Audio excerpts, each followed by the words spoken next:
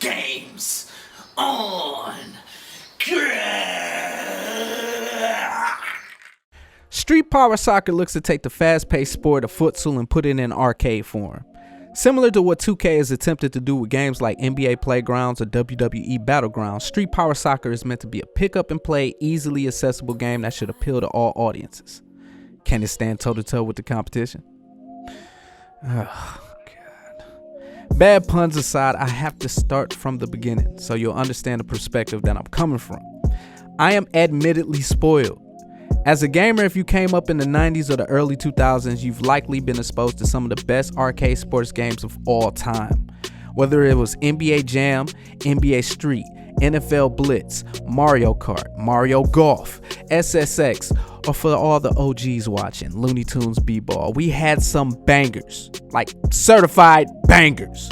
So keep in mind, sometimes it's hard to just wipe the slate clean when talking about a game like this. And I tried to wipe the slate clean. I had no clue as to what futsal was initially. Granted, I didn't see much promotional material prior to receiving the game, but I incorrectly assumed that the premise of Street Power Soccer was, arcade soccer. But futsal is actually a bit different. I guess the most relevant example I could draw from is like the differences between the NBA and the Big Three. The size of the courts, the number of players on the field, and even the ball are different. So there's an interesting separation between the two sports. The problem is the game spends a lot of time telling you about that separation, but not necessarily executing in the game itself. You're given a choice of 5 different game modes. Become King, which is Street Power's version of a campaign mode. Street Power, which serves as the exhibition mode. Trick Shot, a mode that challenges you to pull off trick shots on various targets on different stages. Freestyle mode, which is a combo chaining mode where you perform freestyle futsal moves. And finally, the one-on-one mode called Pana. I saw a mode called Elimination in the YouTube trailer for the game, but it doesn't exist on my copy. Become King and Street Power was where I spent the majority of my time. Become King has an intriguing enough concept detailing the come up of a futsal player, but it does hardly enough to keep you invested long term. This was an issue along with some other head scratching development decisions. You're given the choice of 3 futsal players, but the game seems to assume you know who these people are because they tell you nothing about them. No names, no stats. There's actually no stats for anyone in the entire game, which is puzzling in itself. This causes all of the players to control the same, which eliminates a lot of the potential for not only strategy, but replayability in general. Become King is just a disappointing mode and seemingly draws upon nothing that has worked for its predecessors in the genre. Whether it's the overly long and poorly implemented required tutorial or the overuse of videos featuring Street Power Soccer cover athlete Sean Gagne, it's just not a polished product. Side note, it's like way too much Sean Gagne. Nothing against dude at all, but his constant stories before games became tiresome. It didn't help he did an English dub over his French speaking segments. It was just really distracting. Major challenge, you're gonna have to pass the Pana test and win street football games in 2-on-2 or 3v3. And some of these weird presentation issues would be negated if there were depth to the controls and gameplay. I understand there's always a fine line to walk with arcade sports titles like this. Developers obviously want to find the right balance that hits with casual gamers and seasoned gamers alike.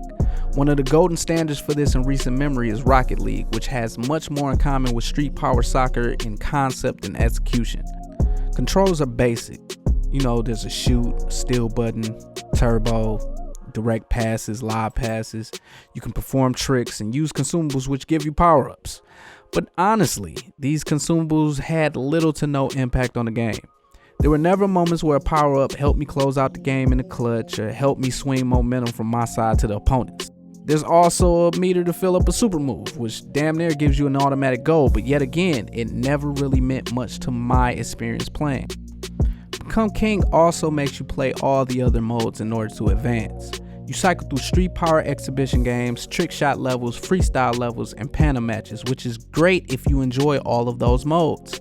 But if you don't like even one of those modes, Become King will likely become tedious.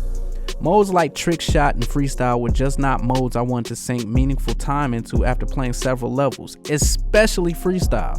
This game is best when you're actually on the field playing futsal. Pana is fine, but it becomes very repetitive once you find out your AI opponent's movement patterns. Sean Gagne makes it clear that you're going to have to do all of these things and play all of these modes in order to become king. And here's a spoiler, I just never became king. The graphics won't blow you away in the least, and animations have a slightly noticeable choppiness to them, but they aren't awful. The environments are decent and colorful at least, but once again, it's not enough to cover the obvious deficiencies with this game. Character models are cartoony, which is fine when done right, but they're very run-of-the-mill, and some of the character models look nothing like their real-life counterparts. Sean Gagne looks like Colin Kaepernick to me.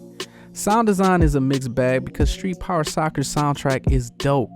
The music, which is a mixture of hip-hop, reggaeton, and electronic music, kept me more engaged than anything else. What wasn't as dope was the lack of commentary, player chatter, or real crowd noise outside of scoring plays. I just didn't understand the constant use of Sean Gagne and his vocals in moments in between the game and nothing during the game. It just seemed like a missed opportunity.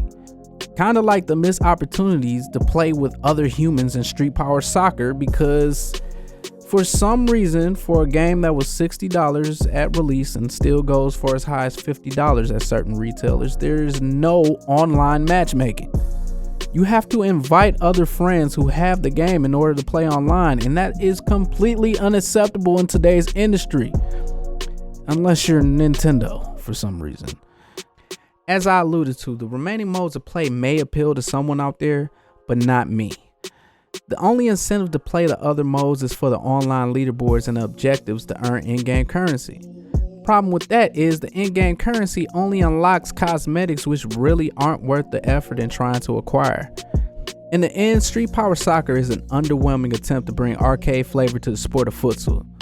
Without an engaging campaign, stats to differentiate players, a real customization suite, and no online matchmaking, you'd be better off waiting until this game hits the bargain bin.